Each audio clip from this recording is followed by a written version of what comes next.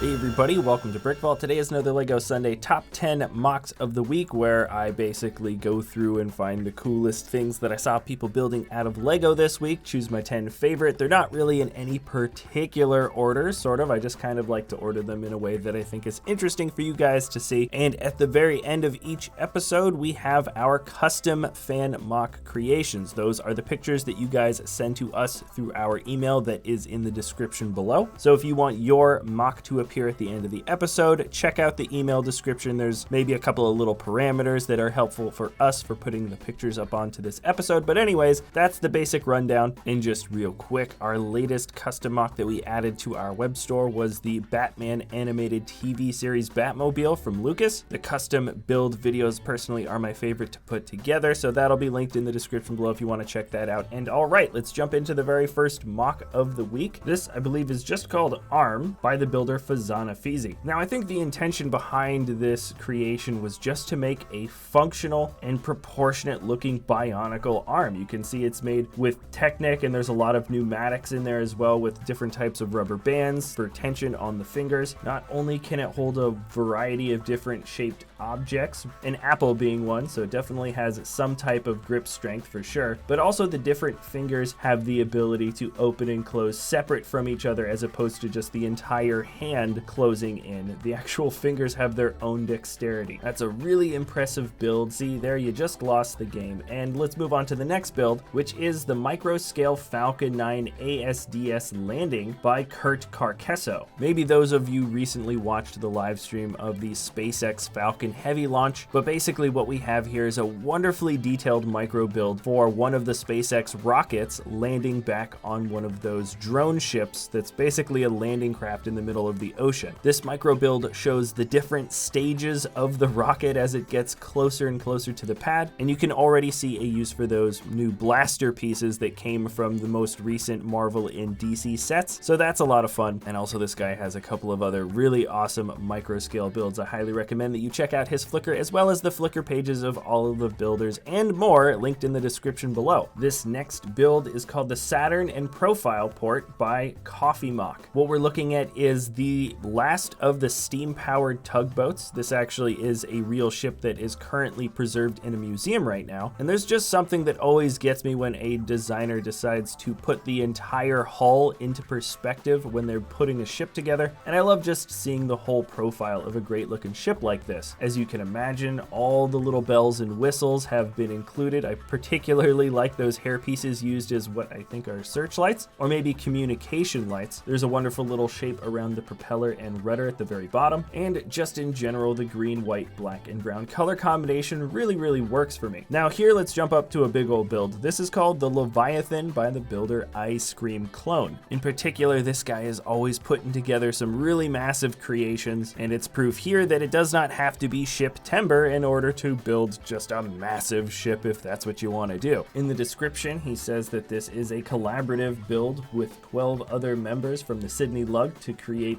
well, this particular scene at least, for the Hondo's bar and the whole thing landing and getting resupplied. And there's something that's just a lot of fun about the shape of the ship. It really does look like a cruiser or an aircraft carrier, and I enjoy the fact that the ship has these sort of bright, colorful highlights speckled all throughout the body. Now this next build here is a rather large one as well, but not in the same way of showing a big ship. It's an upscaled head of the RX0 Unicorn Gundam. I'm not familiar with the show that this particular Gundam came from. I definitely am aware of the Gundam type series, and all of the distinct features and stops, so to speak, have been pulled when combining all the shapes for this head. It's a wonderful head for a helmet. We have that classic Gundam face, but the builder here, Eugene Tan, definitely captured a bit extra by making this a larger build. You want to make sure to get all of those little angles captured just the way you think is right. Then increasing the size of the mock is really what you want to do, and it's absolutely awesome. It really does look great from all angles, and it's builds like this, you know, the bust or the head piece, that I think is kind of the ultimate display piece or tribute piece to whatever type of thing that you're interested in. Now, I just can't help myself. This guy just doesn't stop building, but Letranger Absurde, or otherwise known as Vitriolum, has put together a build called the Air Elemental Boat, and I swear every time this guy puts a mock together, I see something a little bit new, a technique that maybe I've never seen before, and this is just an awesome sign of somebody who's always experimenting with the medium of Lego. And what we have here is what looks like a genie or some type of air elemental, as he says, that's pushing the sail of the boat. It's this sort of wind being that's blowing into the sails, and resting on the deck are a curious combination of interesting characters. Definitely some minifigs that are taken from the Pirates of the Caribbean theme, but just sort of an odd assortment of characters. Definitely an odd bunch for sure, but probably the most impressive bit of the build is how we got that great bend in the sails. I don't know what it looks like from the back, but from this particular angle, this is probably the best brick-built sails I've seen for a ship ever. Even since choosing this build to put in the top 10, he's already put together a few other builds. This guy just does not stop building really great techniques, both for big and micro scale. And then very quickly, here is something that came from GolPlaysWithLego. It's called the Rake, and I couldn't help myself, but this speeder just looks so similar, or it just reminds me so much of the speeder bikes that we would get in Shadows of the Empire, that N64 Star Wars game. And I love the creative use of the motorcycle body piece actually being turned backwards and flipped up a little bit. And I'm really just a sucker for hover speeders in Lego. It's probably one of the most commonly attempted bits of mock building, and this one in particular just stuck out to me a lot. Now, number 8 on the list isn't necessarily one build. I'm gonna say the Gamera class destroyer is the first one that I really started looking at. This was built by the creator PB, and what we have is an extremely unique sort of, destroyer class ship. It seems to be built on the back of an armored sea turtle, and in general, this build is just a lot of fun. I like that those Nexo Knight sort of shield pieces finally got a good use for a custom build, and you can also see that the builder has been playing around with different types of sea turtles, different types of class destroyers, I suppose. It's part of a much larger, expansive universe that this creator has been working on, and I'm definitely down to see where this guy takes his fantasy water world in the future. Now, I've never done this before in a top 10 MOCs list before, but let's just say 9 and 10 are two different builds that came from the same builder this week, and in no particular order, this is the first one. Anthony Wilson has put together what is called the Onyx, and it's definitely this bug robot, but it has a Japanese kind of twist to it. The graphics for the cherry blossoms might also be a giveaway, as well as the letters on the flag and the minifigures associated with this creature slash robot. But what we really have at the end of the day is a wonderfully styled mech. I'm having slight flashbacks to that tank that we saw at the end of Ghost in the Shell, but this really is kind of just a build in and of itself. That fan that makes up the end of the creature is put together in a really wonderful way. The legs have an awesome dimension of the dark red and forest green. They look like they could be used as shields when in combat. But maybe my favorite part about this build, and I don't really know why, but my favorite part about this build is the fact that the mechanical detailing, everything that's sort of underlying and not colorful from the armor, has been built in black. Gray or dark gray is usually the go-to for this type of detailing, but the black juxtaposed with all these fun colors kind of brings a different element to the build. And personally, I think that was the best design choice out of all the choices made when this thing was put together. Now, the second build here is something that truly has a life of its own, so to speak. I don't know if this is based off of any